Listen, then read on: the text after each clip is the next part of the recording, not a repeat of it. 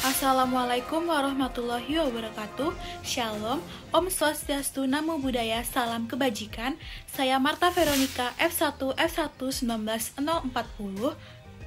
Berikut ini adalah pembuatan emulsi skala industri beserta prinsip kerja alatnya. Selamat menyaksikan.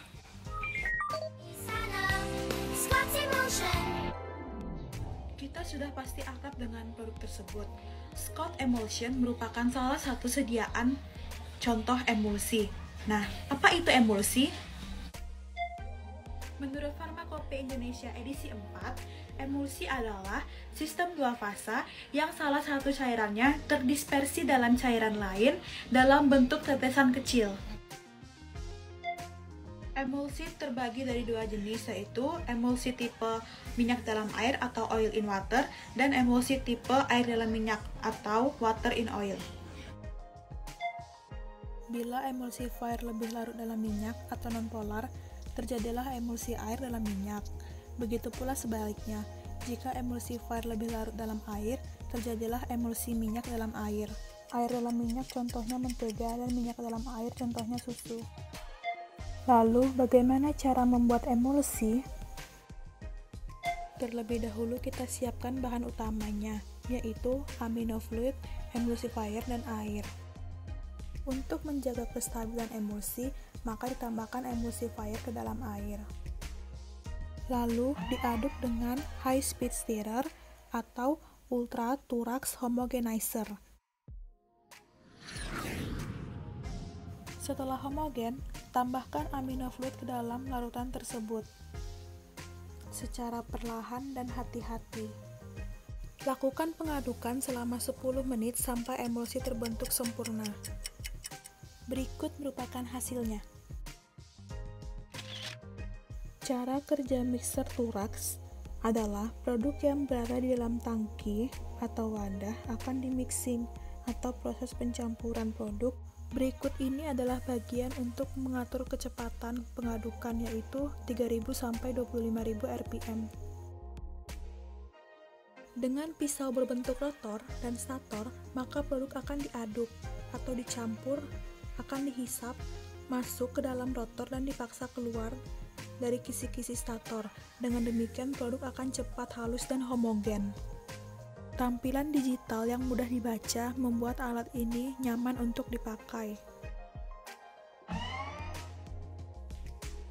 Dan juga suhu dapat diatur sesuai dengan yang kita butuhkan.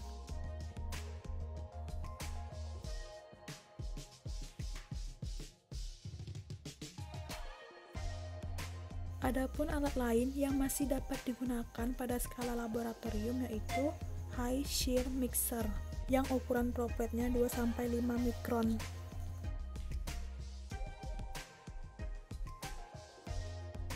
Untuk viskositas yang lebih tinggi, tidak disarankan menggunakan high shear mixer, tetapi bisa menggunakan high shear bottom and try mixer karena lebih mampu untuk menyeragamkan ukuran droplets sehingga emulsi akan lebih stabil.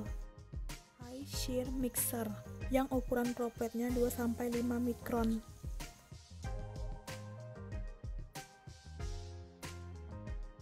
Untuk viskositas yang lebih tinggi, tidak disarankan menggunakan high shear mixer, tetapi bisa menggunakan high shear bottom and try mixer karena lebih mampu untuk menyeragamkan ukuran droplets sehingga emulsi akan lebih stabil.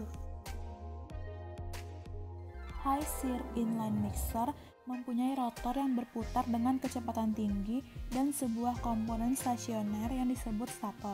Rotor berbentuk seperti pisau yang tersusun dalam disk terbuka. Gerakan memutar dengan cepat dari rotor dapat menimbulkan pusaran yang arahnya disebar oleh stator.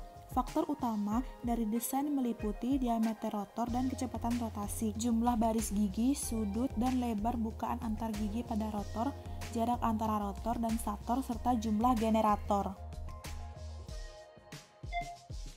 Mesin ini memiliki rangkaian lengkap workhead yang dapat ditukar atau dilepas sesuai dengan kebutuhan, yaitu untuk homogenisasi, disintegrasi, pelarutan, pendispersian, pencampuran, dan pengurangan ukuran partikel.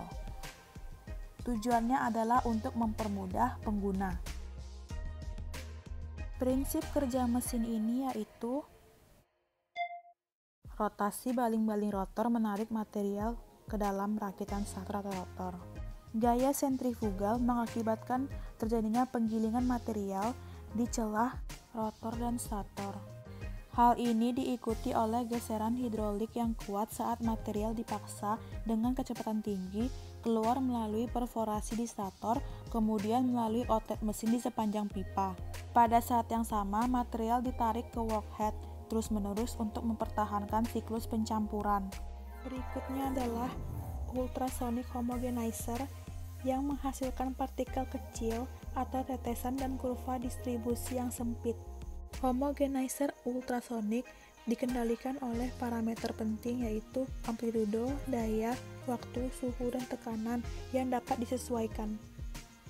Berikut ini contoh pembuatan emulsi dengan menggunakan alat ultrasonic homogenizer.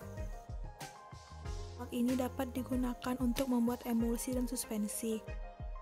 Pada skala laboratorium, alat ini hanya mampu pada volume 1,5 ml hingga 2 liter, tetapi pada skala industri mampu 2000 liter atau dengan laju aliran dari 0,1 liter untuk 20 meter kubik setiap jamnya.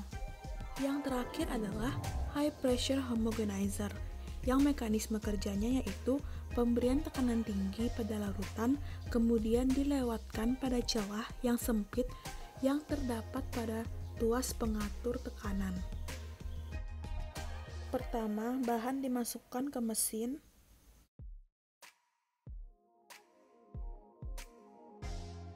Tekanan diatur 10% dari total tekanan yang diperlukan.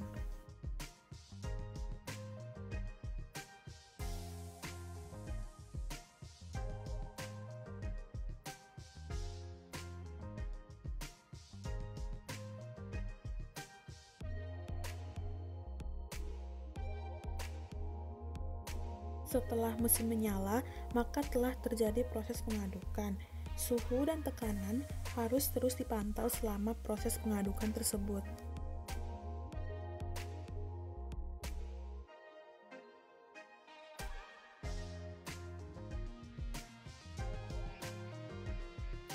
Kemudian tekanan dinaikkan secara perlahan hingga memperoleh tekanan total yang diperlukan.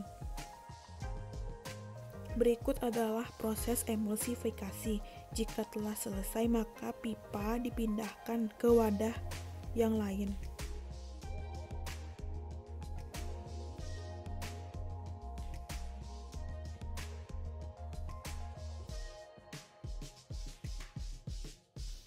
Dan ini adalah hasil emulsinya.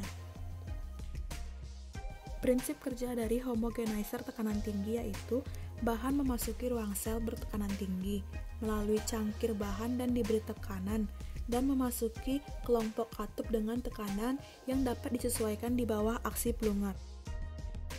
Setelah lebar tertentu dari celah yang membatasi arus, material dengan hilangnya tekanan seketika memiliki laju alir yang sangat tinggi, dikeluarkan dan bertabrakan dengan cincin tumbukan salah satu rakitan katup, menyebabkan rongga, benturan, dan efek geser, menyebabkan material yang melewati cincin tabrakan menjadi sangat dilumatkan dan disempurnakan. Untuk mengetahui tipe emulsi, maka dilakukanlah serangkaian uji tipe emulsi air dalam minyak atau minyak dalam air seperti berikut ini.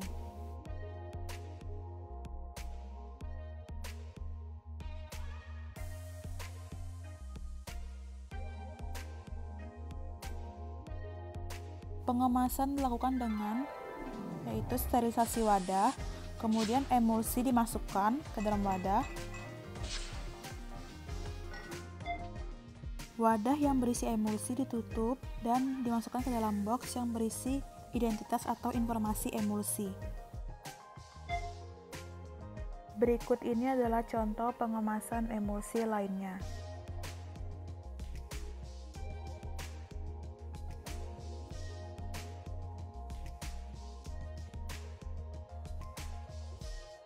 Wadah yang telah ditutup kemudian di-print identitas atau informasi emulsi yang terdapat di dalamnya. Dan kemudian disegel menggunakan plastik seperti pada video berikut.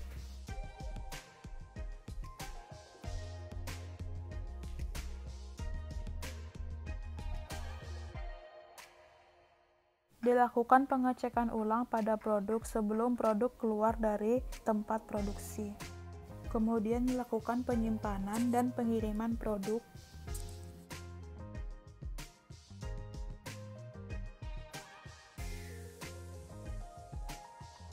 Apabila terdapat kesalahan dalam video ini, saya mohon maaf. Terima kasih telah menonton video ini.